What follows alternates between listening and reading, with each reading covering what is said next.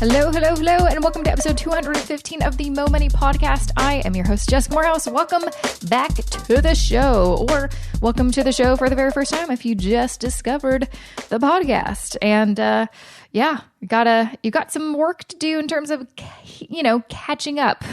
I mean, I don't expect you to listen to all 215 episodes of the show, but there's actually a lot of people who email me and they're like, I listen to every single one. I listen to your entire back catalog, which is crazy because that is like 4 years worth of podcast episodes. So yeah, man, so much has changed since I started this podcast. It's actually really crazy. I would, maybe I'll even like re-listen to some of those older podcasts just to get a sense of like what was happening back then. Who was Jessica back in 2015?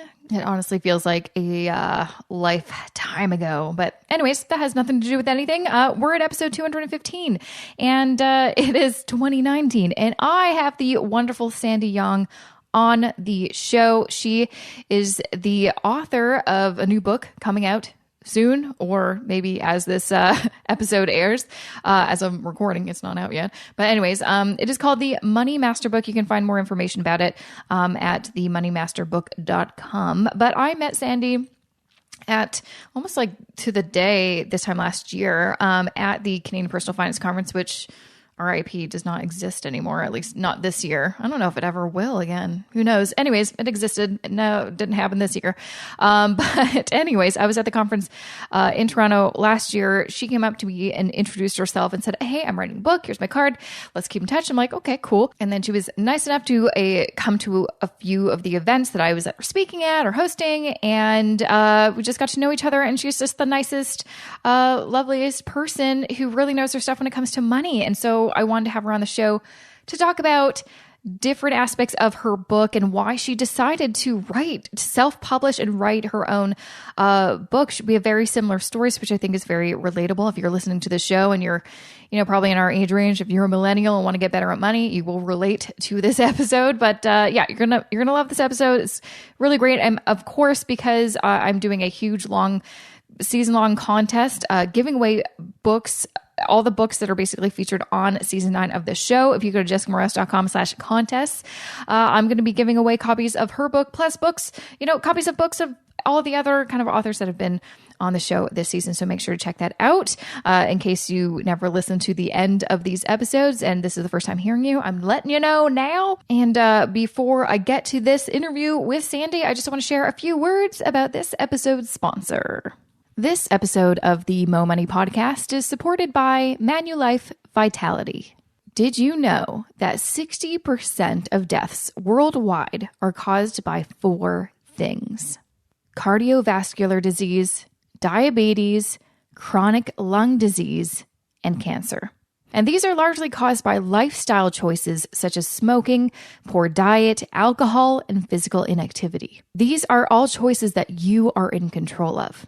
So why not make changes today to have a healthier tomorrow? Enter Manulife Vitality, a first-of-its-kind wellness program in Canada now available for all Manulife Cover Me health and dental plans. Manulife Vitality is meant to help Canadians live longer and healthier lives by providing personalized goals so you can improve your health and be rewarded along the way.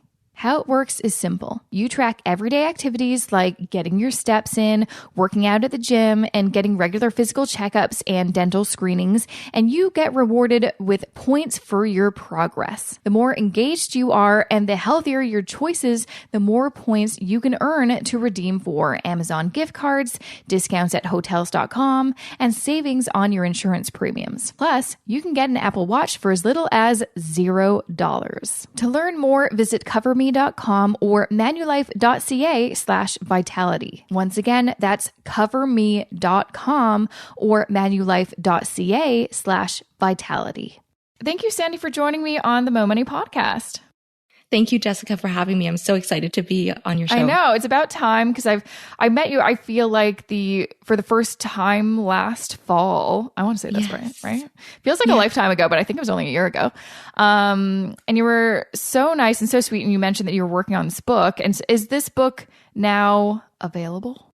soon. I'm very close to the finish line. I see the light at the end of the tunnel. It's been quite the process. So possibly by the time this recording is out, and of course, people, I will tell you in the intro or outro that it is out, it will probably be available. Yes. Good chance. Okay, great. And so let's go back. So I first met you, and this may be the first time that people are discovering you as well. Do you want to kind of give a little backstory of who you are and how you came to basically, take this, big leap of faith and write your own book about personal finance is something that you feel so passionate about? Sure. Yeah. So for those who don't know me, I went to Ryerson University for the Ted Rogers School of Business program. And when I graduated from there, I looked at my future for starting out, having a good job. And I knew that I needed to pay off my student loans right away, like OSAP. Did you have a big, sizable student loan? Yeah.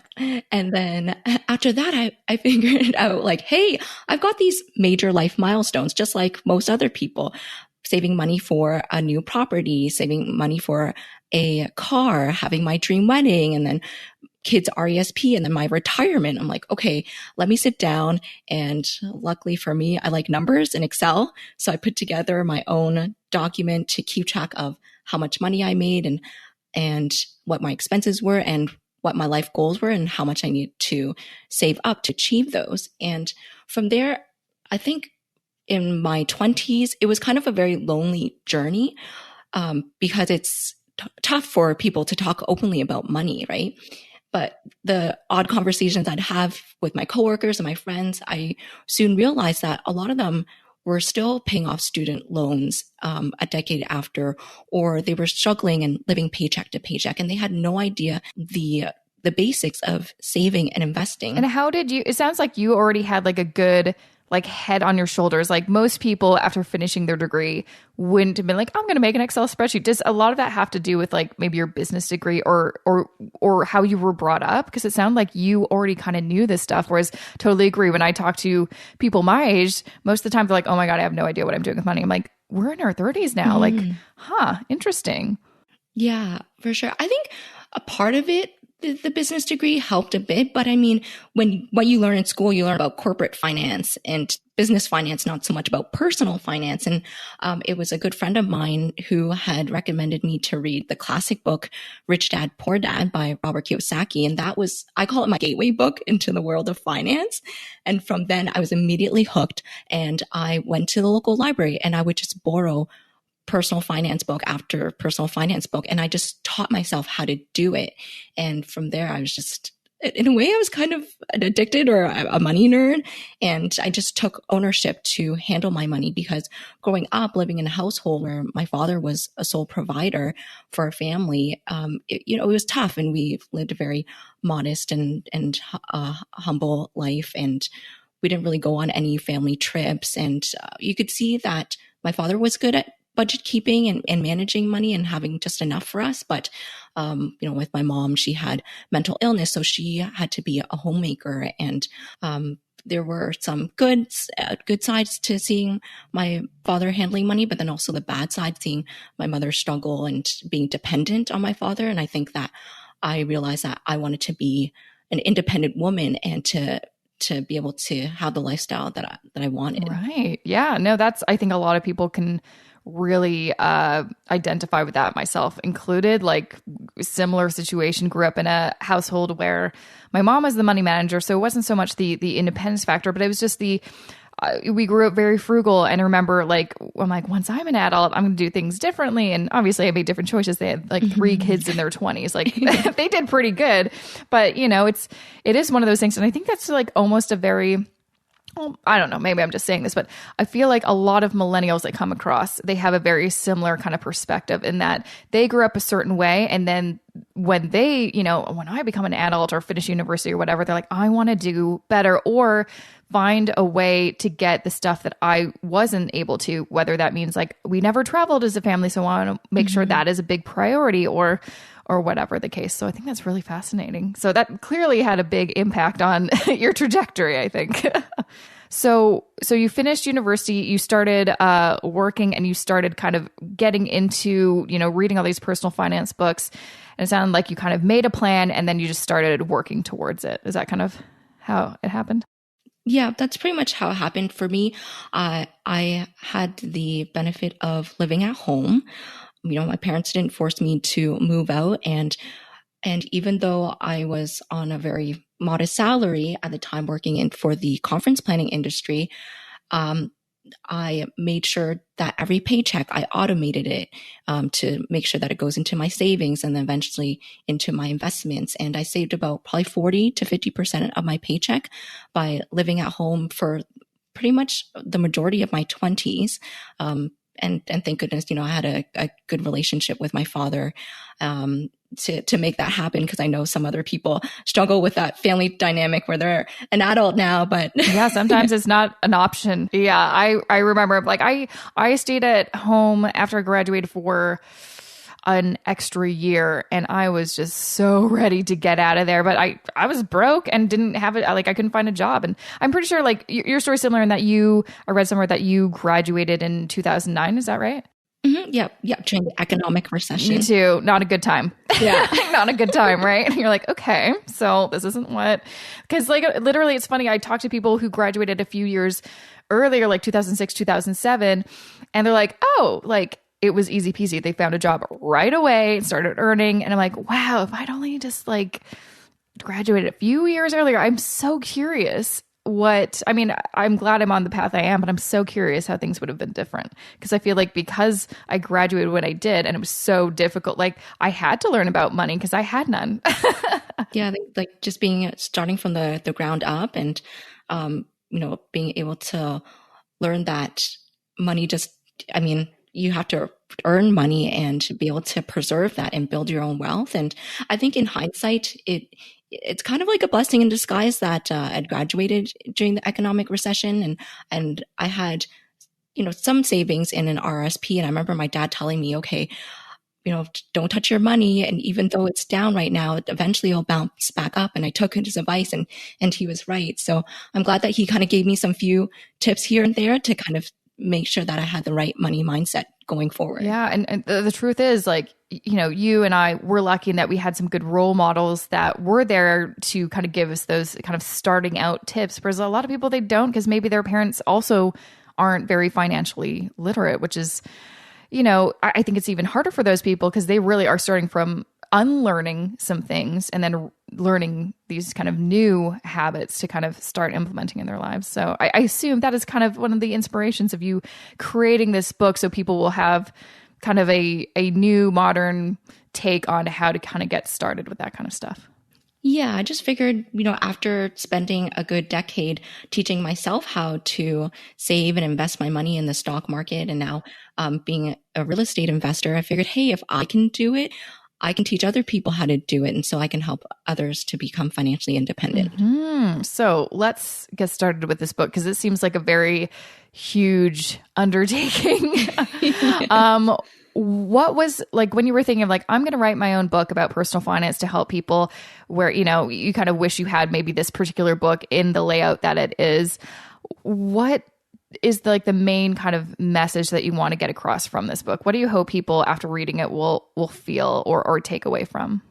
Having surveyed and spoken to friends and family members and colleagues, I noticed that a lot of people, especially millennials, they tend to feel like they don't know where to begin, or they feel overwhelmed, or they want to defer it till the future, a later date, and they just want to hide away from it. Because let's face it, when it comes to when you see, all these figureheads on TV, sometimes they use complicated terminology, and it just sounds just so sophisticated and as if like it's really complicated. But then when I started reading a bunch of these personal finance books, a lot of them had the same message, being like, well, you can have a diversified portfolio and buy and hold, passive investing for the long term. And then once you have the foundation, it's really simple. And that was kind of a light bulb experience for me. And I think that just being able to shed some light on that for millennials,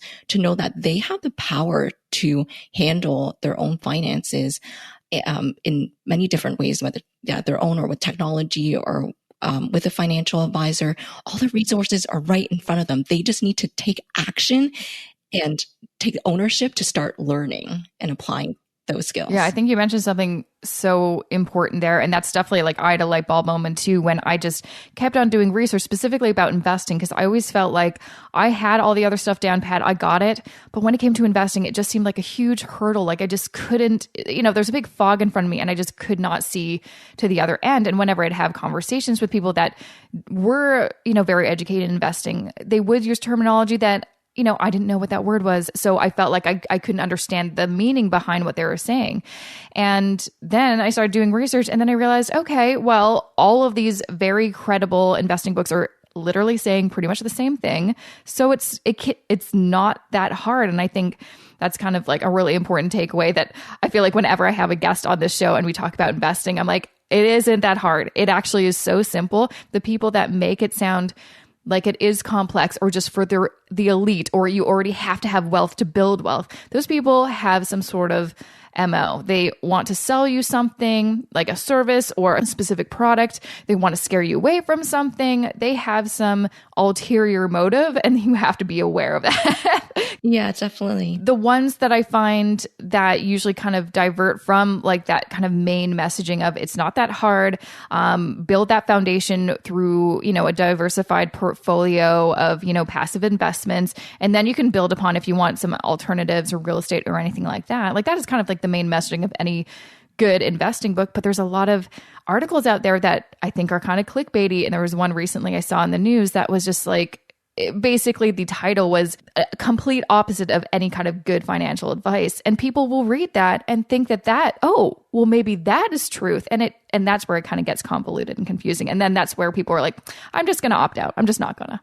Yeah, for sure. No, I definitely agree. And it's those clickbait articles that entice people, and you really have to take a moment to step back and reflect, like, does what this person say like make sense? Like, are they backing up with facts and statistics, or and sometimes it's really hard to tell because especially the talking figureheads, and they sound like they're all credible and as if they can predict the market, but in reality, no one can, right? Yeah, so it's frustrating. And also, like you said, like there's so many, people that are, the personal finance experts or these, very well-known authors that are still around and still talking. And some of the information that they're saying, I'm like, I don't think that's accurate or factual. So where is that coming from? And it's one of those things where it's like, if you want to be savvy with your money, you have to be a very critical thinker and really consider like every piece of content that you read. Because sometimes,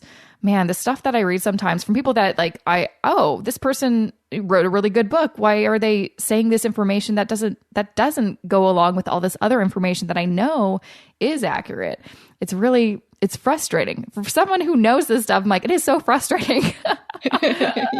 Right? Yeah, I can definitely relate. Yeah. Yeah. So hopefully when people do want to get a good starting point, they will kind of go to your book. And you have so many different kind of topics in your book to kind of, I feel like, give people a kind of full perspective on the most important things they need to know in terms of personal finance. I also love that you do have a chapter about cryptocurrency and Bitcoin, which is something that, well, lots of the personal finance books out there, they really just talk about traditional investments. Why did you want to make sure that was a chapter in your book? Mm-hmm, yeah. For me, hearing about what's hot in the industry, I would go to dinners or events, and people would just brag about the latest cryptocurrency they bought and how much money they're making. And then I'm listening and observing. I'm like, really? Like, when you know that everyone's talking about it, there's something fishy going on. And I remember Warren Buffett talking about cryptocurrency, and he said that it was going to be like the last thing he would ever invest in. And I think that with cryptocurrency, of course, like for people who want to try to make a quick buck, I'm sure there's definitely ways that you can do it, but in the long term, is it sound? Like, is it going to last? I mean, and do you have the tolerance to go through the emotional roller coaster rides because it's the highs and the lows are just so dramatic. And I mean, if someone does want to invest in cryptocurrency, they can look into the blockchain technology, and more so how it was built and what the purpose is. But I mean, you have to be very wary and know what you're getting yourself into. And based on my research, I've discovered that if you do want to dabble in it, that's okay, but maybe take a first couple $100 and test out the waters and be willing to lose all the money, because probably about 90% of them probably won't make you much money. And when it comes to, say, the cannabis industry, that's all the rage nowadays. And I had interviewed Mark Noble from Horizons ETFs, and he was saying that it's a very exciting industry. It hasn't been fully established yet.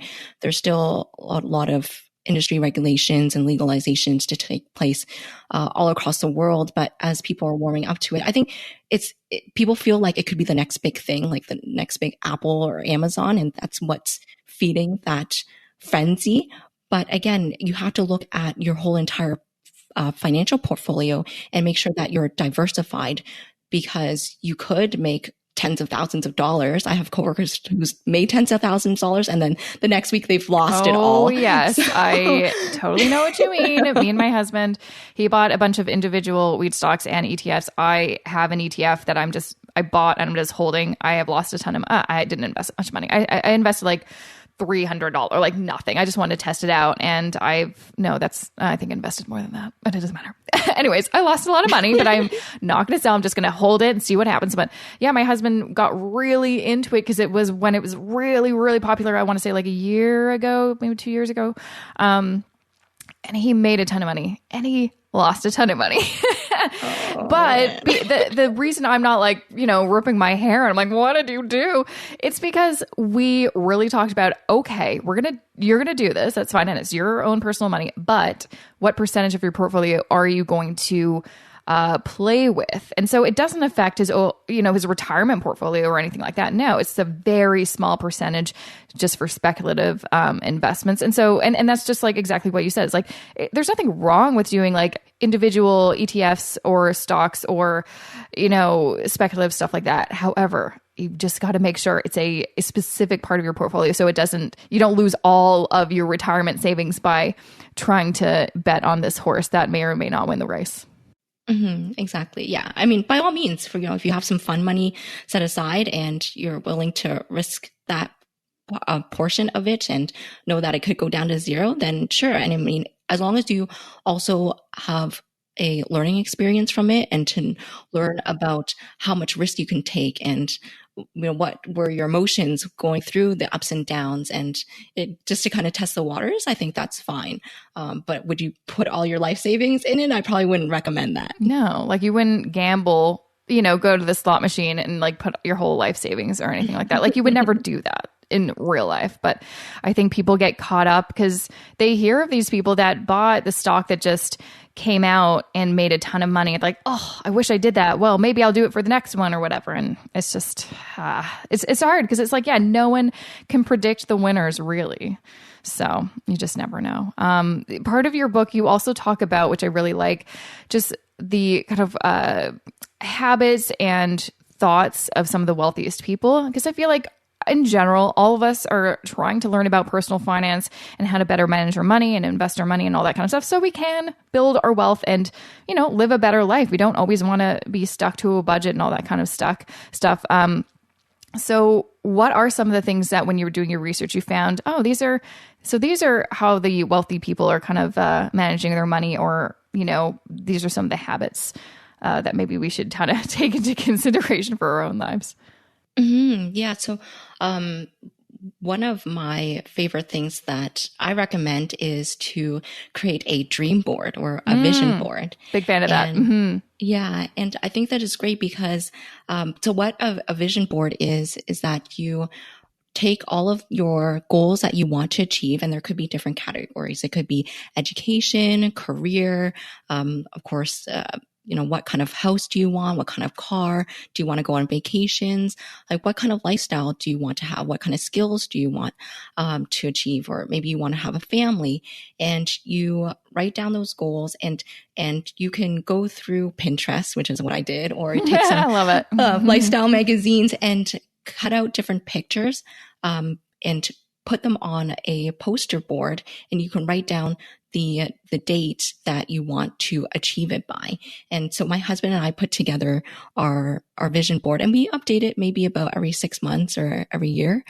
And it's really great to visually see what you want to achieve. And we just have it on our dining table, so that every day when we're having a meal together, we're constantly looking at it, and it kind of helps to inspire us, when we're having breakfast, and to kind of look to see, okay, where are we headed in life? And I think that helps to put you in the right mindset for your day.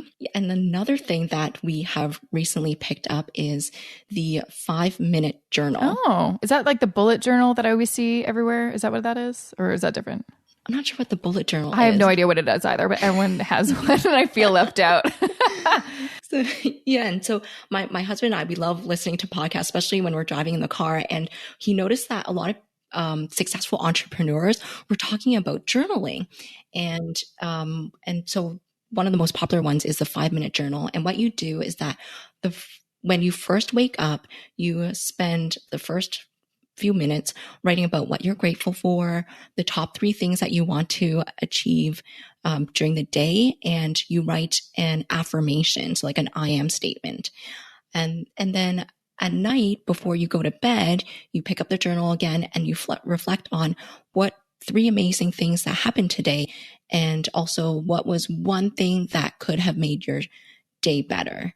And we've been doing this since probably for the past 4 months now, and it's really been beneficial. It's such an easy and simple exercise, but we spend the time writing it together, and then we share what our goals are and the things that we wrote, and it kind of just helps to make you focus on what you want to achieve. And I assume it only takes you 5 minutes, so everyone has time to do it. I'm a huge fan of it, and I think it's great for people to pick up, and it's just it's so easy. Yeah, no, and those are just like 2 very simple things to do. And when I talk to people, because again, lots of this stuff, in terms of just like learning what you need to do in finance isn't that complicated, but it really does come down to that focus. And most of us don't have it because, everyone's trying to pull us in every direction. And if you don't have, I think it's so important to have that first clear vision of like, what is your life? What do you want it to be? Because we think about that, I think, a lot when we're in school, because it is all like we're working towards our future. But after school, we are like, oh, so this is adult life now. And I'm just like, going to work every day. And then you just get into this routine. And I remember in my 20s, there's times where I'm like, oh my God, 3 years went by. Like, what the hell happened? Right. And so it's true. I do the same thing. I have a vision board. I've been doing it for years. And it really has helped me be like, what am I doing? Because it's hard, life is hard, and there's a lot going on, and we're very busy all the time. It's very easy to lose focus on like, what the hell are we even doing? Why are we working so hard? Why are we working all these hours? Why are we making this money? Why are we saving this money? You need to have a clear vision of like, what do I want in life? And that will give you kind of some sense of, I think, clarity, but also like, in my mind, like it gives me some security. Like I don't worry as much because I know everything's going to be okay. I'm working towards this. It's not always going to be an easy, straight, narrow path. And then I love the journal because then it kind of goes a little bit more, we went macro. Now we can go micro and be like, okay, day to day, what do we want to do? What do we want to achieve? Because that's definitely something I have to work on. I definitely have some to-do lists, but I don't necessarily do the kind of positive affirmations and take a moment to be thankful. I think that's actually really interesting. I should implement that into my day-to-day. Yeah, it's so great. Like when you just take that that moment to think about what you're grateful for. And then it just makes you feel happier and more positive. Yeah, because I think we're always as a society thinking of what we do not have and what we want to get. But what about the things that we do have? We've got, like there's so many times where I'm like, we're so lucky to live in this country. We're so lucky to live in this city, or to, me and my husband are like, I'm so glad I found you. All these, like, there's so many things to actually be grateful for. We just need to, I think, take a freaking minute and just think about it. Now, to kind of end off, there's a ton of chapters. We're not going to go through all of them. There's so many helpful nuggets in your book. You kind of ended off on how to take control of your financial future. What does that kind of mean to you, take control of your financial future? Oh gosh. That chapter definitely brings some emotions to it. And so one of the things that I talk about having a will, I talk about insurance, and just making sure that you're protected. And I think that oh gosh, I feel like there's so many things. And also to talk about choosing the right bank and knowing your bank fees as well. But I want to say, okay, even though this might be a little bit morbid, but I think that it's important to have a will and a power of attorney, because even though a lot of us are in our 20s or 30s, and retirement might be a few decades away, it's important to make sure that you have the proper legal documents so that when you pass on, which could be any time, that the people you leave behind, like your loved ones, that they're protected. And it may seem like it's early, but for me, I had an older sister and she passed away from leukemia at the age of 27, and I was only 13 at the time. And so I knew from very early on in my teenagehood that life is precious, and having to deal with family affairs like the estate with someone who doesn't have a will, it was a huge headache and a huge burden. And I think that sometimes these are things that people in our age group may overlook, but especially for people who have young children, like as parents, you should definitely have a will so that you have caregivers to take care of your children. So yeah, no, I it's so true. And I recently came out with like a video I did on the idea of wills, because again, it is something that is such an important part of your financial plan, and most of us, millennials or younger people don't really think about that, because that is like, oh yeah, that's like at the end of the list of all the things that I need to do. But and it's hard too. It's like, if you've been in a situation where you've never experienced a death in your family or friend group or anything like that, then it isn't really front of mind. But for people that have had that experience, how, like you said, much of a burden it can be. And it is, and it's actually a very simple thing to do. Like, yeah, it's not a 5-minute, journal, but it doesn't actually take more than a couple hours.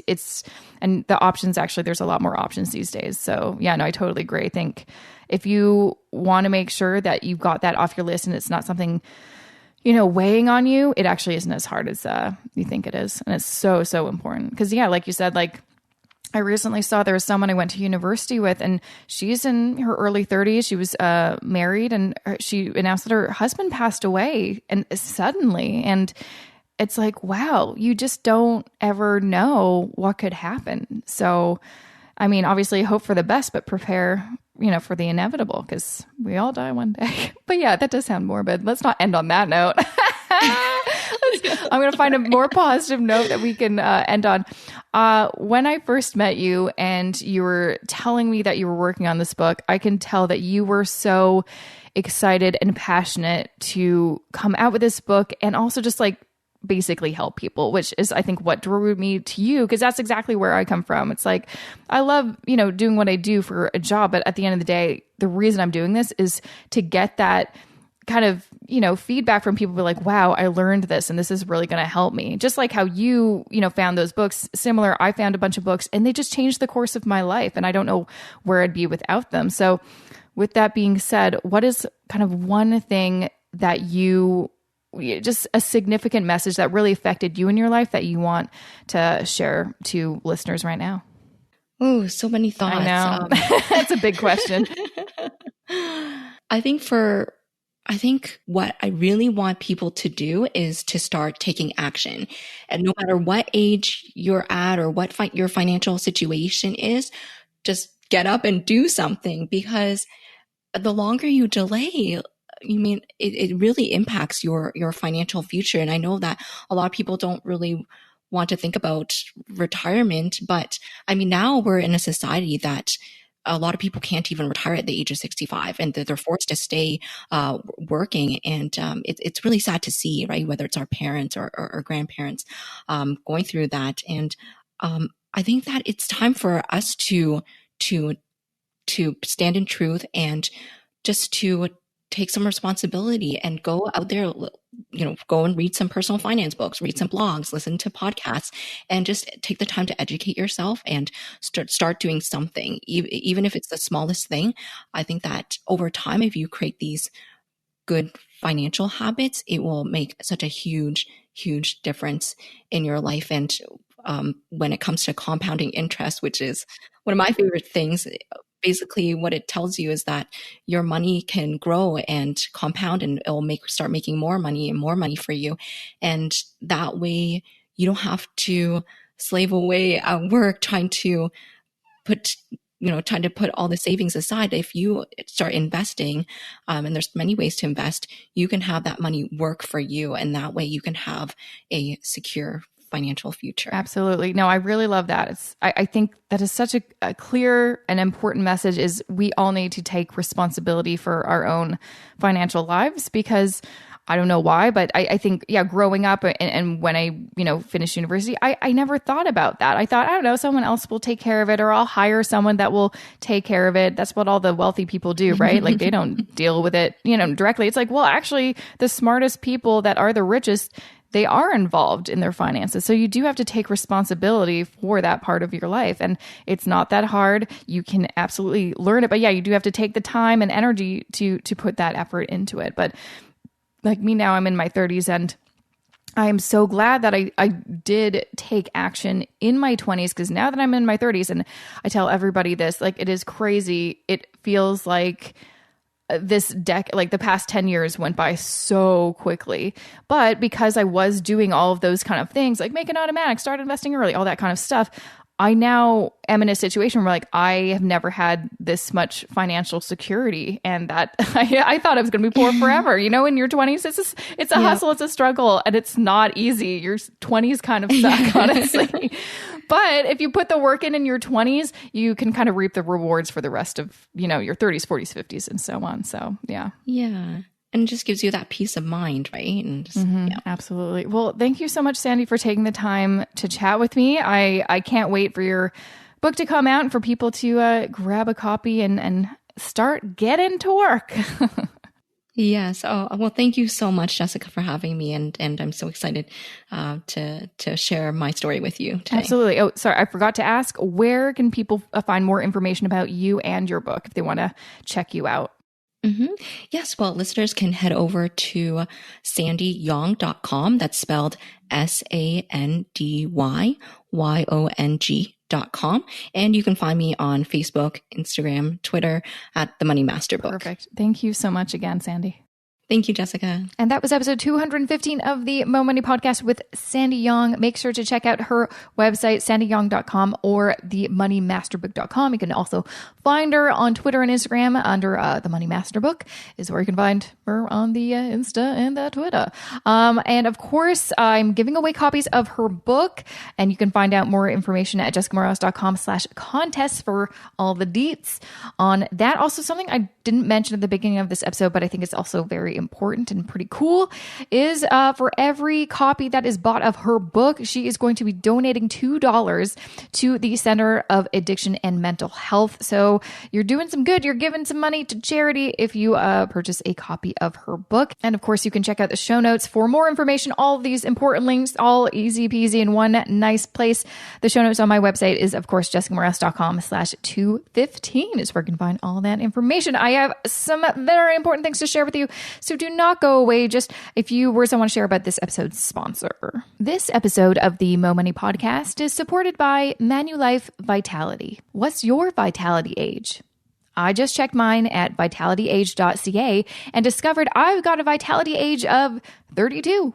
Not bad considering I'm 33. You see, your vitality age is an indication of your overall health. And depending on your daily lifestyle choices, it could be higher or lower than your actual age. To get more people thinking about their overall health, Manulife is expanding its Manulife Vitality Wellness program to help you understand how to improve your health and give you that extra bit of accountability and motivation you've been looking for. Available on all Cover Me health and dental plans, the program works so that the more engaged you are and the healthier choices you make, the more points you can earn towards earning Amazon gift cards, discounts at hotels.com, and savings on insurance premiums. Plus, you can get an Apple Watch for as little as $0. To learn more, visit coverme.com or manulife.ca/vitality. Once again, that's coverme.com or manulife.ca/vitality. Okay, first things first. Well, yesterday, if you weren't able to attend, I hosted and organized my 6th Millennial Money Meetup in Toronto, and it was a very exciting, fun frickin' time. I love doing these events. I love being able to hang out with people like you that is listening, that we actually get to hang out in person. And if you were not able to attend, or if you did and you're like, damn, they talked about some great things. What was that thing? I cannot remember. You're in luck. I have recorded that whole panel discussion video and audio. I will be releasing it soon. Maybe next week. I don't know. Soonish. Very soonish. It will be live. And of course, to find out when these things go live, because I'm doing a lot of things. I do a freaking lot of things. You just go on my email list, because that is how I announce things. That's how I let everybody know in real time what is up, because, I record these in advance. So sometimes things have happened and I don't even share it on the podcast. So go to jessicamorehouse.com/subscribe. You can just go to the website, jessicamorehouse.com. There's a bunch of buttons where you can subscribe. I also have a bunch of freebies that you may or may not be aware of, like checklist free, like past webinars, like on-demand webinars, worksheets, guides, so many freaking free, amazing things to help you with your financial situation, whatever you're looking for. Like, I've got a moving out checklist. If you're moving out and you're like, what do I need though? Tax prep help, budgeting spreadsheets, all these great things that you may want to check out, because it's free. Again, just go to jessicamorehouse.com/resources and you can find all that stuff there. And I also have a great Facebook group called the Money Life Balance Facebook group. And you can find it at facebook.com/group/moneylife-balance. But it's just a private Facebook group where we can all talk about money and ask each other questions, and not be afraid to ask a stupid question, because there's no such thing as a stupid question. It just means you just don't know the answer yet, right? So I started a couple of years ago now. There's over 2,000 members. It's a great place. You can be American, you could be Canadian, you could be from any freaking country. It does not matter. It is all about positivity and helping each other out, and helping each other to just get empowered and feel confident about our financial situations, because that is what this is kind of the purpose of what I'm doing here, is just so you can feel good about money, or better about your money in the future, because it's not that hard. It is all learnable, and we all earn money, so we all gotta figure out how to manage it properly, right? So yeah, hope to see you in the Facebook group. And one last thing before I let you go, you may not know this, because I started out as a blogger and then I started this podcast, but recently, really this summer, I've been really focusing on making video content, because might as well use that film degree that I got all those years ago. So I have a YouTube channel just under my name, Jessica Morehouse. I've been putting out videos every single week about pretty much every kind of topic, topics that I share on this podcast, but it's just me giving you pretty much answers to your questions. So, investing, debt and credit, just managing your money. And then sometimes I do ridiculous things because I just want an excuse to make a video on it. Like, talking about doing a DNA kit and stuff like that. Totally irrelevant, but I just sometimes just want an excuse to make a video about something that's not about money. But anyways, if you want to check it out, just go to YouTube, Google my name, Jessica Morehouse. You'll find me right up there. Make sure to subscribe and check me out. Let me know what you think or what you want me to make a video on in the future. I think that'd be really, really cool. So that is it for me. Thank you so much for listening. I will be back here next Wednesday with a fresh new episode of the podcast, and you're going to love it. Actually, I've got 2 episodes for you next week. Exciting. So thanks again. I will see you back here next week. Have a good rest of your week. See you later.